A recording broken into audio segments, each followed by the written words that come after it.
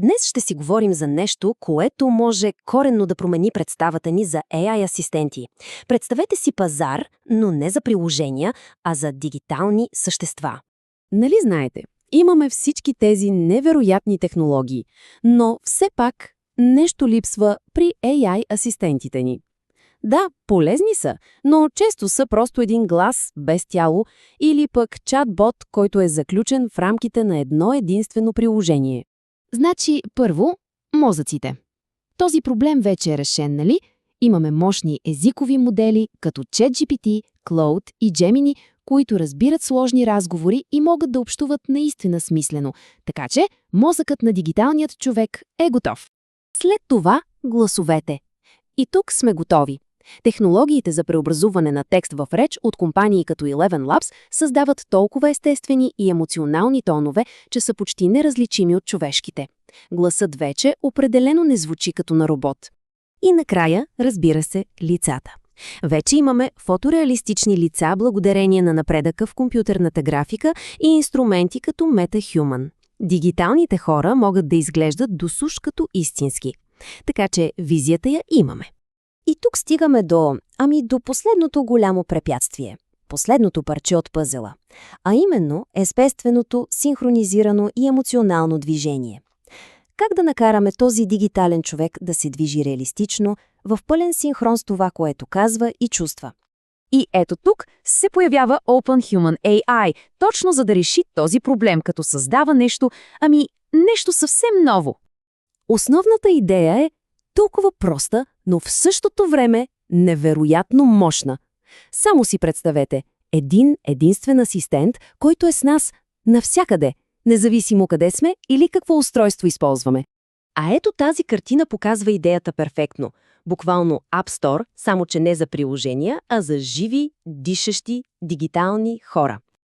Добре, нека видим как работи всичко това. Всъщност се изгражда цяла нова икономика за създатели, която се върти около 3 ключови роли. Първо, в основата на всичко са създателите. Те са, така да се каже, артистите и разработчиците, които дават живот на тези дигитални същества. Те се грижат за личността, за мозъка на асистента, създават външния вид и поведението. И най-важното, те се фокусират само върху творческата част, а платформата поема всичко останало. И затова получават цели 70% от приходите. Говорим за истинска икономика за създатели, нали?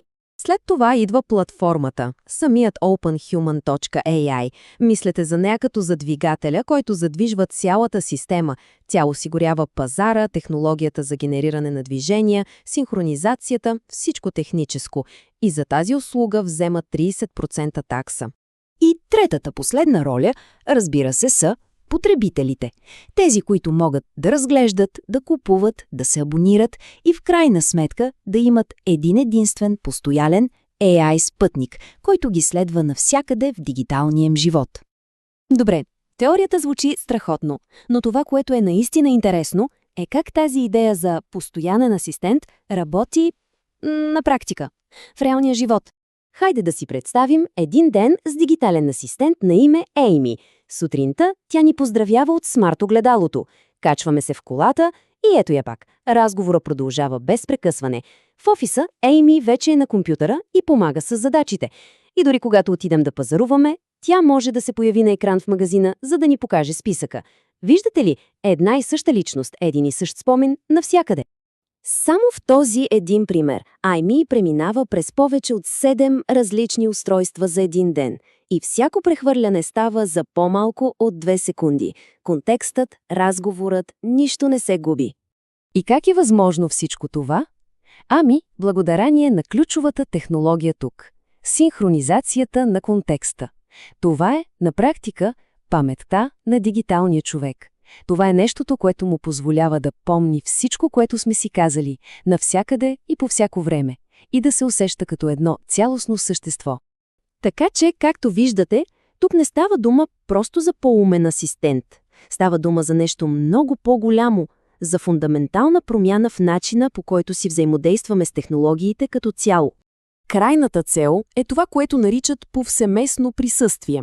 Идеята е този AI асистент да е достъпен абсолютно навсякъде, не само на телефона ни компютъра, а в колата, на хладилника, на екрани по летища и хотели и да, един ден дори и на умните ни очила. Това е бъдеще, в което дигиталният свят е напълно слят с физическия. Ако погледнем конкуренцията, става ясно колко уникално е това. OpenHuman е единствената платформа, която комбинира трите ключови елемента – пазар за създатели, 3D визуализация в реално време и най-важното – този контекст, който се пренася между различните устройства. Никой друг не предлага точно тази комбинация. И това ни води до една доста смела, дългосрочна визия, а именно, че след 10 години основният начин, по който ще работим с дигиталният свят, няма да е като цъкаме по икони на приложения, а като изграждаме връзки с същества. И всичко това ни остава с един наистина интересен въпрос за финал.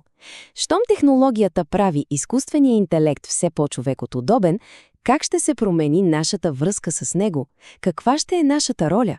Това е въпроса, който може би ще определи следващото десетилетие на технологиите.